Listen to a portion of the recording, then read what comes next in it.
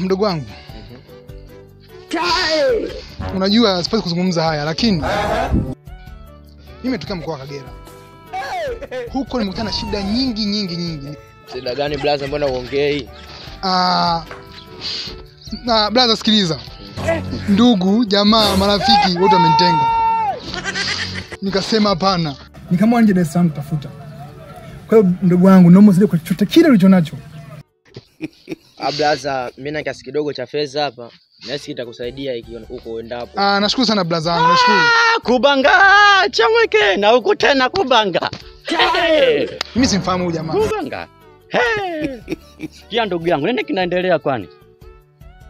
Amekuja anaomba msaada. Na nimemsaidia kiasi kidogo cha fedha hapo ambacho kinaweza kikakizi mahitaji yake huko endapo.